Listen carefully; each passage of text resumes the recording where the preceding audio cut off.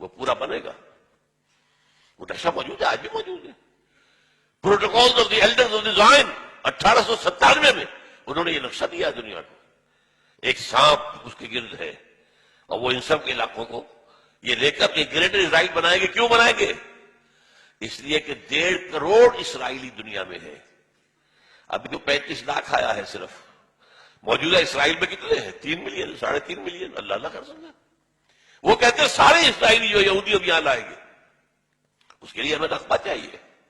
ہمیں لگتا ہے گریٹر اسرائیل یہ ہم بنائیں گے، اور یہ میں نے جیسا کہ عرض کیا کہ حاصل ہوگا. Number 1 Armageddon, number 2 greater Israel, number 3 demolition of مسجد اقصی اینڈ قبۃ الصخرہ.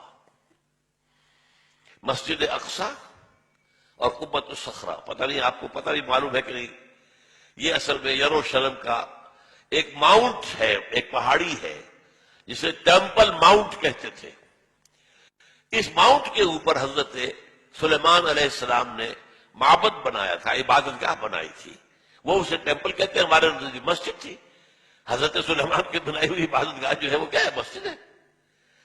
اب وہیں پر جو ہے بعد میں جب سفر شروع ہوا ہے حضور کا بیت المقدس سے، تو جس چٹان سے وہ براق کی جب فلائٹ شروع ہوئی ہے، اس چٹان کے اوپر عبد الملک بن مروان نے ایک بہت بڑا گنبد بنا دیا تھا.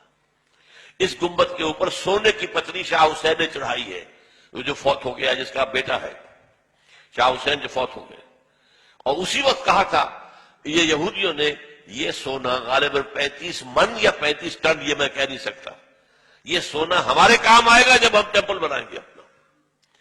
تو وہ جو مسجد عمر تھی جہاں حضرت عمر نے نماز پڑھی تھی، وہاں پر مسجد اقصی ہے. اور وہ جو ہے ٹیمپل، وہ جو ہے ڈوم آف دی راک، قبۃ الصخرہ، صخرہ چٹان کو کہتے ہیں، چٹان کے اوپر ڈوم ہے. یہ ہے وہ نقشہ ہے یہ. لیکن کتنے لوگ دیکھ سکیں گے اس کو؟ اس میں دیکھیے جو بڑا ڈوم ہے وہ ادھر ہے، یہ ہے قبۃ الصخرہ. چھوٹا ڈوم ادھر ہے، یہ ہے مسجد اقصی. لیکن یہ دونوں ٹیمپل ماؤنٹ پر ہیں. انہیں اپنا 3rd ٹیمپل بنانا ہے. یوں سمجھیے یہودیوں کا خانہ کعبہ تقریباً 1900 برس سے گرا پڑا ہے. سن 70 عیسوی میں گرا دیا تھا ٹائٹس رومی نے. ہم نے نہیں گرایا، رومیوں نے جو بت پرست تھے انہوں نے گرایا تھا. اس وقت سے گرا پڑا. اب انہوں نے بنانا ہے. سن 67 میں انہیں قبضہ مل گیا.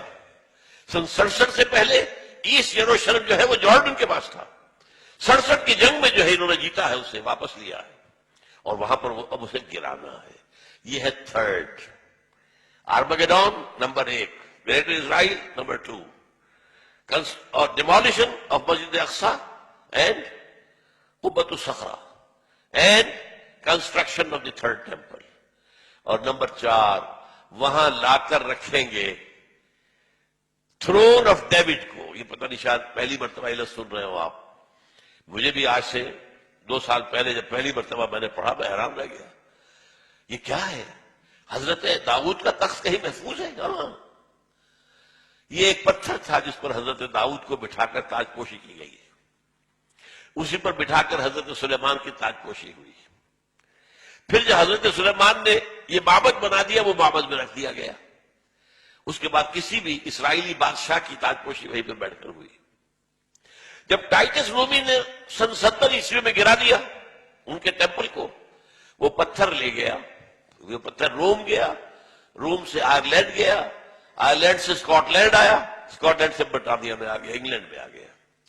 اور انگلینڈ میں 14ویں صدی عیسوی میں اس پتھر کو ایک کرسی کی سیٹ کے طور پر لگا کر یہ تھرون بنا دیا گیا.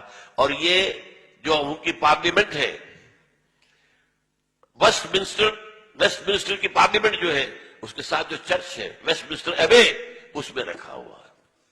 اور اب برطانیہ کا کسی بادشاہ، کوئی جو کوئین ہے، تاج پوشی ہوتی اس پتھر پر. That is the throne of David.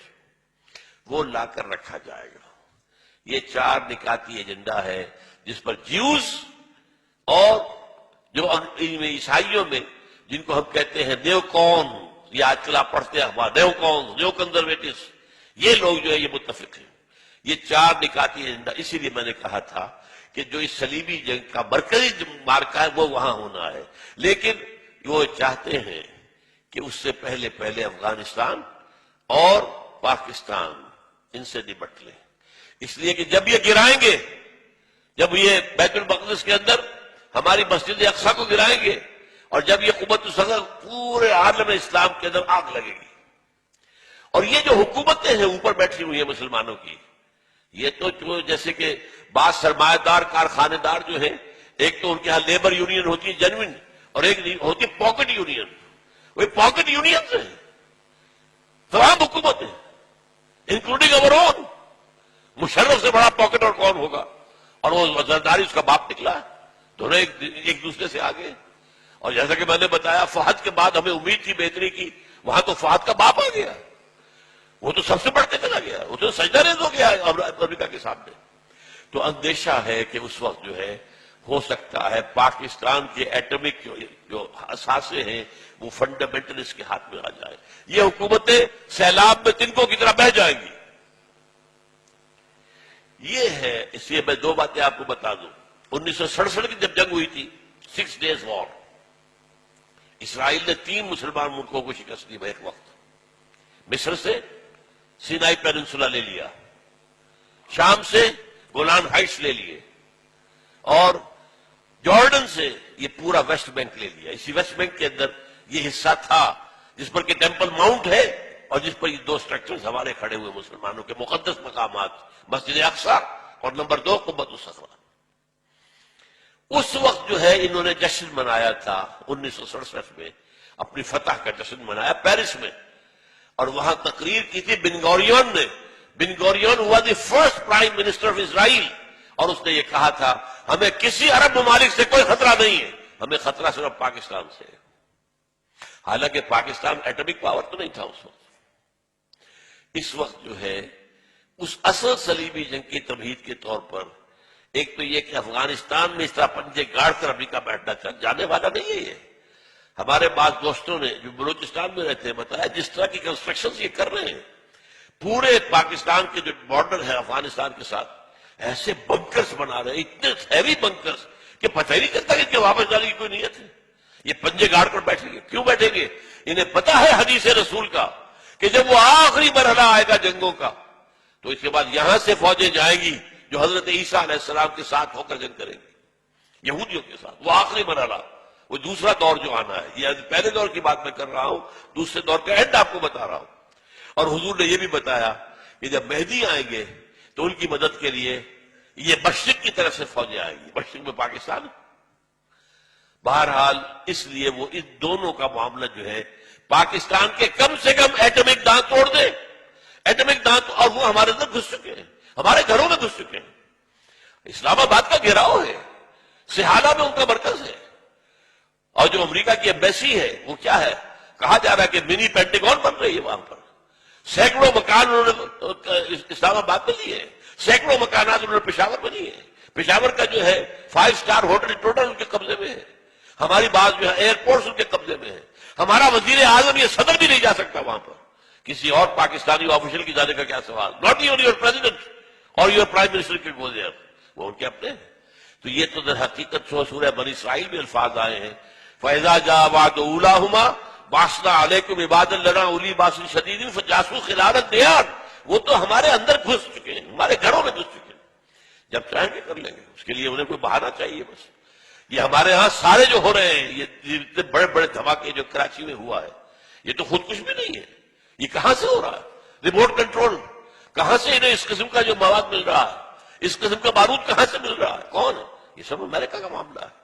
وہ چاہتا ہے پاکستان میں خانہ جنگی کی صورت پیدا ہو جائے تو ہمیں موقع مل جائے، وی شل انٹر، نیٹو فورسز آئیں گی مغرب سے اور بھارتی فورسز آئیں گی مشرق سے، تاکہ ہم پاکستان کا ایٹمک ہتھیار ختم کر دیں۔ اس کے بعد Pakistan will be at the mercy of Bharat, معاذ اللہ ثم معاذ اللہ۔ یہ ان کے نقشے ہیں، ہوگا کیا وہ اللہ جانتا ہے۔ ہمارا کام کیا ہے، یہ ساری چیزیں بھی ہمیں معلوم ہونی چاہیے، اویئرنیس ہونی چاہیے۔ We are where do we stand, where we are heading, جا کہاں رہے ہیں، یہ انسانیت کا جو قافلہ کدھر جا رہا ہے، کیا حالات آنے والے ہیں۔ آخر حضور یوں ہی تو خبریں نہیں دی ہیں، کوئی آپ کی ہابی تو نہیں تھی معاذ اللہ، یہ نبوت کا فنکشن ہے جو آپ نے ادا کیا، خبریں دی۔